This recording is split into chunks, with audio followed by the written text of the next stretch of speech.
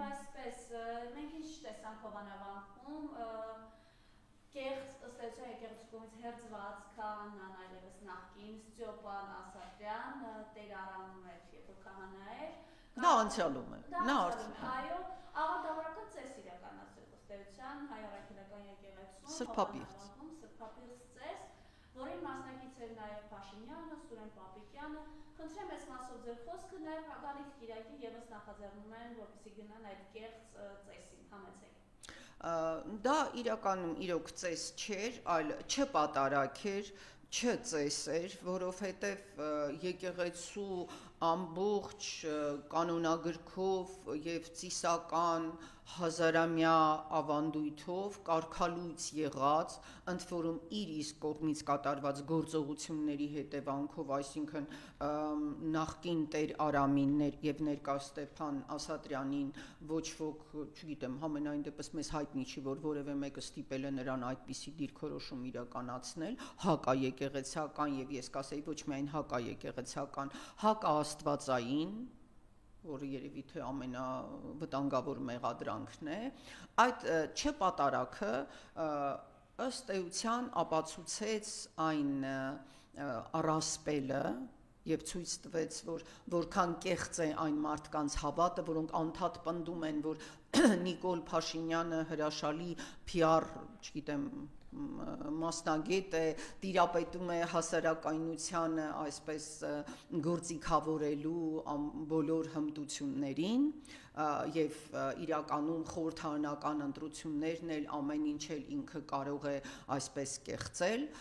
այդ կիրակնորյա պատարակը ապացուցեց, որ դա առասպել է։ Նիկոլ Փաշինյանը այլևս չի վերահսկում ոչ միայն Հայաստանի Հանրապետության քաղաքացիների տրամադրությունները, այլև նաև սեփական թիմի մարդկանց սրտերը եւ ուղեղները, եթե կարելի է փոխաբերաբար այդպես հայտարարել, որովհետեւ մենք տեսանք, որ լավագույն հաշվարկներով, չգիտեմ, անգամ 1000-ի չէր կարող մոտենալ այդ մարդկանց թվաքանակը, բայց խնդիրը ոչ միայն թվաքանակը չէ, որովհետեւ այնտեղ հատուկ դեմքերով նաև այսպես որոշակիացրել էին, որ քաղաքացիական հագուստ հագած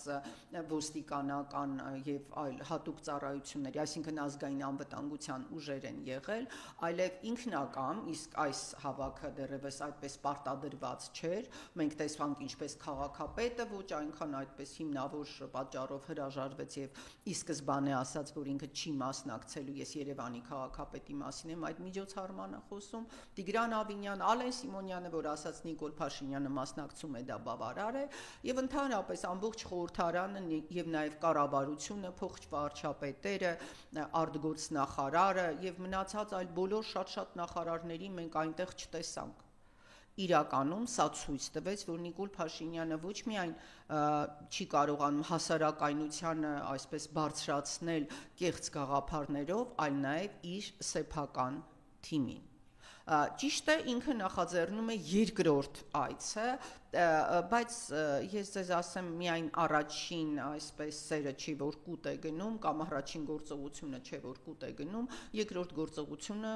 համոզված եմ, որ նույնքան տապալված է լինելու, գուցե ինքը հավաքի ենթադրենք այս անցած կիրակի հանդեպ կրկնապատիկ անգամ ավելի մարդ,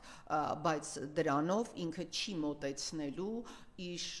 ծրագրած, չեմ կարող ասել դա գունավոր հեղափոխությունների գաղափարաբանությունից է բխում ունենալ երկրորդ եկեղեցին, բայց ես ձեզ ասեմ երկրորդ եկեղեցի ստեղծելու համար թերևս Նիկոլ Փաշինյանի խորհրդատուները իրեն այլ գործիքակազմ եւ ճանապարհ կարող էին առաջարկել, մինչայլոց ինքը նաեւ հրաշալի հնարավորություն ուներ իր գիրքը հայտարարել Սուրբ Գիրք, այդ երկրի հակառակ կողմը, որովհետեւ անցած կիրակի պատարակը ես կարող եմ կոչել միայն երկրի հակառակ կողմի պատարակ, եւ դա Սուրբ Գիրք հայտարարեր ու այնտեղ ստեղծեր իր այդ նոր, չգիտեմ, հերձվածը կամ աղանդը, բայց ոչ ինքը ուզում է գունավոր հեղափոխ հեղափոխություններում արկա այդ գաղափարաբանությունը զուգահեռ եկեղեցիներ ստեղծելու, կատարել ոչ թե զուգահեռ, այլ լրիվ ուրիշ ձևով մտնել վեհարանը, վերցնել, այսինքն ինքը շեղվում է գունավոր հեղափոխությունների այդ գործիքակազմից, իմ կարծիքով, եւ այստեղ էլ նրան սպասում է իրականում պարտությունը, որովհետեւ արդեն հազարամյակից ավելի գոյություն ունեցող եւ այն եզակի քրիստոնեական եկեղեցին, որի մայրաթորը բարձրացել է մի վայրում, որտեղ իջել է Աստծո որդին Հիսուսը, էջ միածին նշանակում է միածինը իջավ եւ այդ լույսի վայրում է, որ բարձրացել է մեր մայրաթորը, քանդել այն կամ վարկաբեկել այն ապօրինի ստեղծված կասկածելի ծագում ունեցող ինչ որ հոլովակներով, գաղափարներով կամ թեկուզ մի քանի 100 մոլերանտ մարդկանց զայրույթի ալիքի վրա վերացնել Աստծո ստեղծածը անհնարին է։ Մարդիկ գնում գալիս են, իսկ Աստծո հիմնածը եւ հայ առաքելական եկեղեցին Աստծո հիմնած եւ Աստծո օրհնությամբ ստեղծված հաստատություն է, ինքը կայուն է։ Եվ ես անկեղծ ասած այս իրադրության մեջ որոշ դիտողներ, ես ինքս չեմ դիտել այդ կադրերը, ասում էին, որ Նիկոլ Փաշինյանը նաև աչքերին արցունք է երևացել, չգիտեմ, ես կարծում եմ այդ պատարագին բոլոր մասնակցողները երբեք այն չեն մոռանա եւ հասկանում են, որ դա բերում է իրենց այսպես հանրային վախճանին։ Այսինքն դա որոշ քաղաքական ուժերի առաջնորդների եւ դեմքերի քաղաքական վախճանի մասին խոսող պատարագ էր։ Իսկ այդ Ստեփան Ասատրյանի դեմքը, ճիշտն ասած, ինձ հիշեցնում էր,